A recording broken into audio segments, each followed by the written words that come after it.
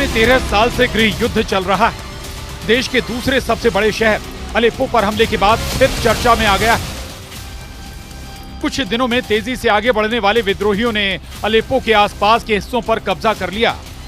ये पिछले साल में विद्रोहियों का सबसे बड़ा हमला है। विद्रोही समूहों का कहना है कि पिछले हफ्ते शुरू हुए एक हमले में अलेप्पो पर कब्जा करने के बाद वे हमा शहर की तरफ बढ़ रहे हैं। इस बीच सीरिया और रूसी सेना के द्वारा किए गए जवाबी हमले में 10 बच्चों समेत 25 से ज्यादा लोगों की मौत हो गई। वहीं सीरिया युद्ध के बीच आई एक पुरानी तस्वीर को देखकर रूस के राष्ट्रपति पुतिन की नींद उड़ गई। सीरिया युद्ध के बीच आई इस तस्वीर को देखकर रूस के राष्ट्रपति पुतिन भी सोच में पड़ गए। इस तस्वीर में एक तरफ हयात तहरीर अल शाम यानी HTS के नेता जुलानी और उसके आसपास उसके कमांडर खड़े हैं। जुलानी के सामने टेबल पर वॉर मैप। तस्वीर में जुलानी अपने कमांडर्स को हुक्म दे रहा है। साल 2013 की यह तस्वीर अब जाकर सामने आई, लेकिन इस तस्वीर से बहुत से राज खुल चुके हैं। पूरी दुनिया को जुलानी की ताकत के बारे में पता चल गया है। रूस को बहुत बड़ा झटका लगा। अब तक पुतिन समझ रहे थे कि दुश्मन कमजोर है, लेकिन पुतिन भी अब समझ चुके हैं कि दुश्मन पिछली बार से बहुत ज्यादा ताकतवर और हाईटेक हो चुका है। दुश्मन पर गोली से काबू करना मुश्किल सा हो गया है। इसलिए रूस को गोलों की जरूरत पड़ेगी, मिसाइल की जरूरत पड़ेगी, फाइटर प्लेन की जरूरत होगी, तब कहीं जाकर जुलानी को काबू किया जा सकेगा। लेकिन पुतिन के पास हथियारों की कमी पड़ गई। पुतिन के तमाम हथियार इस वक्त यूक्रेन फ्रंट पर बिजी हैं। यूक्रेन के बाद अब सीरिया में रूसी सेना को जोरदार लड़ाई में लड़ना पड़ रहा है।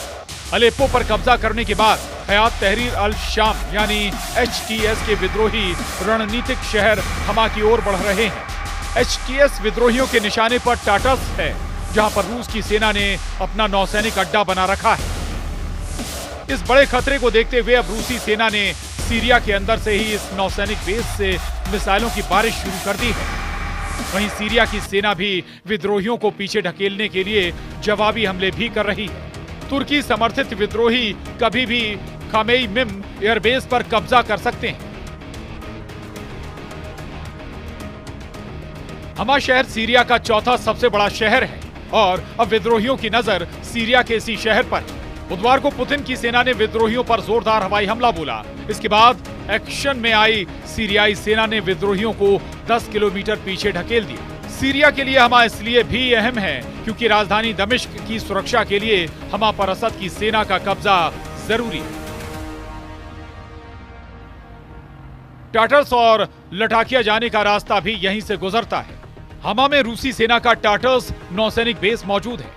रूस ने 1971 में सीरिया में मौजूद टाटर्स नौसैनिक अड्डे का संचालन किया है। रूस अभी भी सीरिया में खमीमिम एयरबेस का संचालन करता है।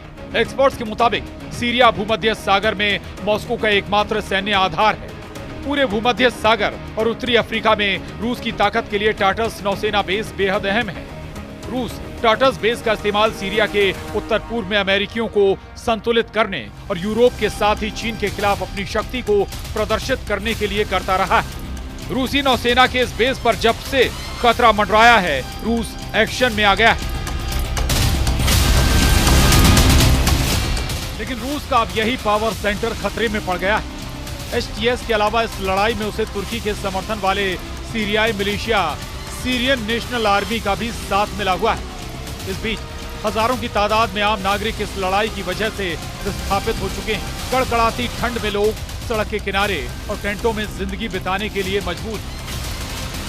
सीरिया पहुंचे संयुक्त राष्ट्र के विशेष दूत डेविड कार्डन ने दावा किया कि सीरिया युद्ध की वजह से करीब 1,15,000 लोग विस्थापित हो चुके हैं। युद्ध के वक्त अस्पतालों की जिम्मेदारी और भी बढ़ जाती, लेकिन दुख और हैरत की बात यह है कि हमले में अस्पतालों की सेवाएं भी पूरी तरह से प्रभावित हुई हैं।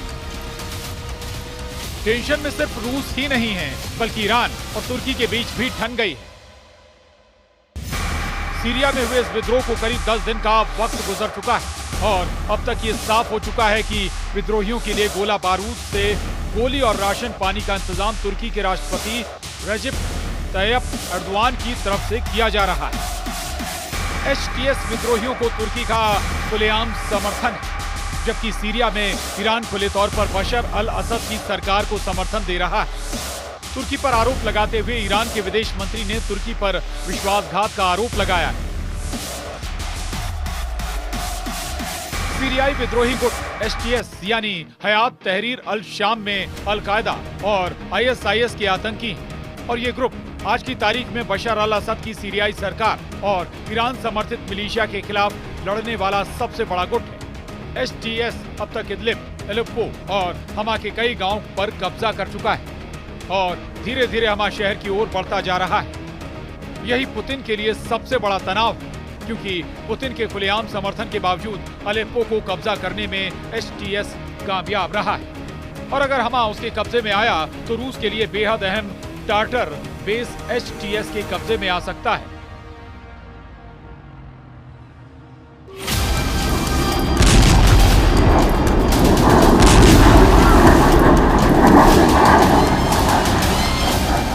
Bureau report, news 18।